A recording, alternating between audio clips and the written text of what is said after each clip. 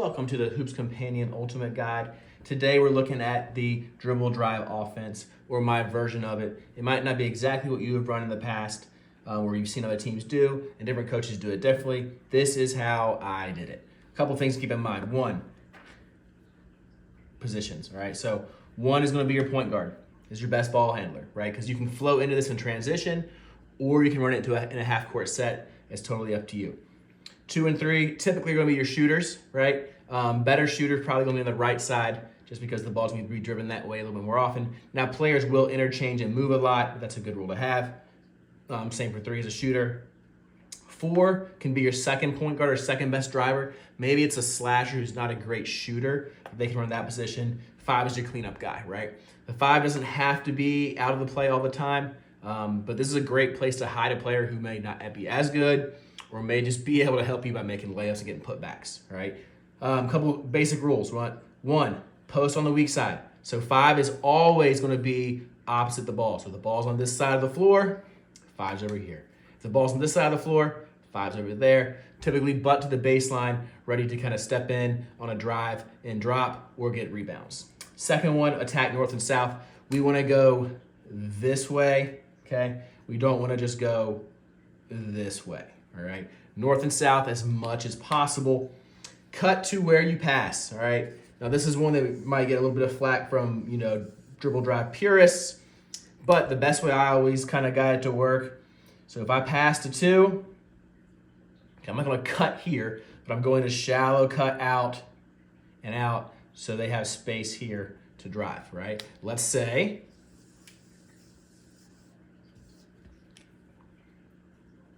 I drive it this way and kick out to 3, right?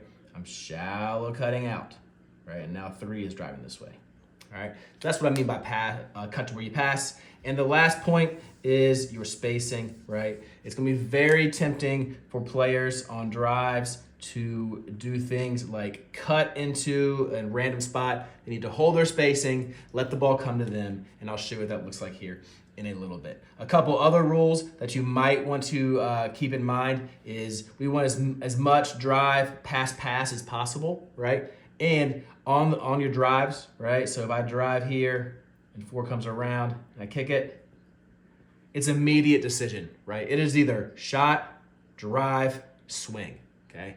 We're not messing around. There's no waiting. There's no ball dying. The ball constantly moves. Sometimes it might look a little bit like weave kind of action just because there's a lot of kind of similar spots, but we want to be in attack mode. If you're overplayed, go back door, right? So if I'm dribbling here and X overplays, I'm going back door. On that back door, 5 would kind of come up here to clear some space. We'll talk about that later as well. And get in, get out, right? So we want this area to be open. So if I'm 1, okay, and I did drive it here, and I passed the 2, I'm not just hanging out here. I am getting out of there as fast as I possibly can because we want this whole area to be open for us to be able to drive. All right? Okay, let's talk about basics. We just covered a lot of them, but let's look at what this looks like in a flow and some different things. This is going to be a pretty simple guide. We're not going to go too in-depth. I'm not going to add sets. We can get to that later, but this is just your basic offense out of it, okay? All right, so ball's going to start here. We're just going to initiate the offense with 1 driving it. 1's going to drive, okay? Now, there are dribble drive coaches. We'll talk about the rack zone, the drop zone, and all those things. I just thought that was too confusing for my kids, so we kept it very simple. Like you either go to score or you go to pass, period, okay? Now, let's say typical action here is going to happen is we're going to have a kick out to 2, all right? And what that looks like depends on the defense. If this guy helps, right, 2 can just kind of stay there and we can kick it out to them, and that's totally fine, all right? That's probably going to be a shot if that happens anyway. More often than not, we want to try and have 2 catching this on the go. We're kind of coming up this way, right? So they're catching it on the move. If they don't think they have a shot, they're catching on the move because we want them coming downhill as early as possible, right? What are our rules? 1's going to get out of here. Let me show you what that looks like. So now 1's here, 2 caught it right here. Okay, now, 4 is going to be tempted to creep up here for this. We do not want that, right? We want the defense, and 3 is going to be tempted to creep up. We want to stay in our spacing, okay? Because look at this space that 2 now has to drive in, okay? If I'm up here, if 4 is here, that space shrinks mightily, right? If 4 comes up here, now that space kind of shrinks. 3's here, that space to drive shrinks. We don't want that. We want space. We want space. All right, so 4 is hanging out there still. Now it's 2's turn to try and make a play. All right, 2's going to drive it. And again, if 2 just drives out here, that does us no good. We want to put constant pressure on that defense. All right, now 2 is driving and attacking, and now they can make reads. All right, now if once 4 sees that 2 is stuck, then 4 can kind of move. Okay. So, maybe 4, if they're being backdoor, they go backdoor. More commonly, they're probably going to come up this way to relieve pressure. 3 is just hanging out still, right? And 5 is still here because the ball is not crossed. And let's say that gets passed here to 4. What's the rule? You go where now. This is where you can have some variability as a coach, right?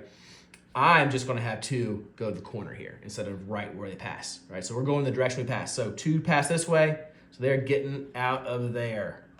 All right, and this is obviously going to push 3 up. Let's take a look. So now we got 2, we got 3, 4 caught it, and now 4 is in the driving spot. Okay?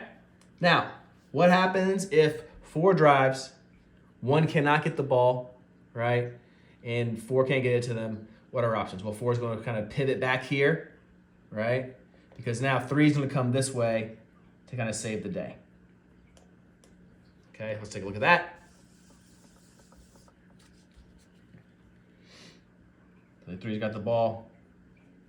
4 kicked it out. Now we got a decision, right? You could have 4 go this way. I would, just because it keeps 1 staying here.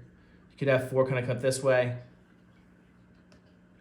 And 2 come up. And you can see, right, that the ball, even though the ball is on this side, right, we are going to drive it here. You see a lot of right-hand drives right now, and that's okay. That's okay.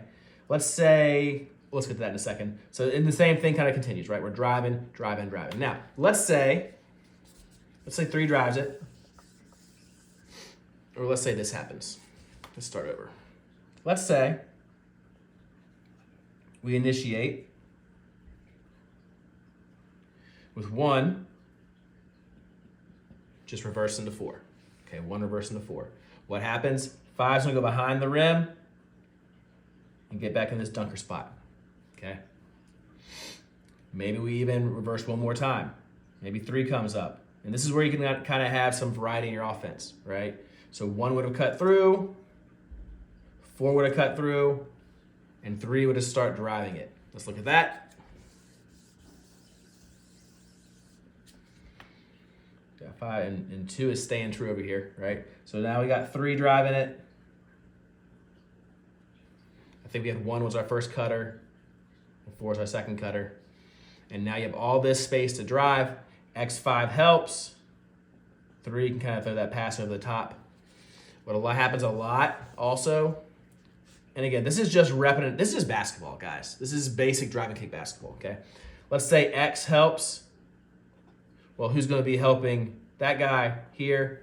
X2 is going to be able to help, and that's a good chance for a skip opportunity there. All right, so those are the very, very simple basics. You can initiate it in a ton of ways. You can do all kinds of different things with that. There are set plays you can run. You can do ball screens. You can do all kinds of different stuff with this. You just got to kind of figure out what best fits your personnel, which is what I like about it, right? Like I like that I can, like, if I feel like it, maybe I start the offense with 4 cutting through and 5 setting this ball screen, okay? And then here we are, right? We got 1 driving it, 5 rolled opposite, 4's down here, 2, and you're right in the offense, right? Ball gets kicked, 3 looks to drive, Ball gets kicked, 3 gets out, 2 looks to drive. Everybody kind of fills, right? So it's a lot like 5 out or any other type of motion offense. It's got its own rules, right? So I'm gonna stop there, right? We'll talk more advanced concepts later, but those are the very basics of what I used to call Memphis. And it was our version of pass and cut and dribble drive. All right. If you have questions, you can always shoot me a DM or a comment, and I'll answer them. It looks simple. It is simple. You can install this at any age that you want to, and it's something that I think your team can kind of grow with as the year goes on. And as the year progresses, you can add things, get a little more creative with it, and do whatever it is that you need to do with your team. All right, that's Memphis Dribble Drive. Ask me for questions if you have them. Or if you get stuck, Google has tons of resources, tons of videos from coaches who have gone in more detail than me. But again, this is a very basic primer.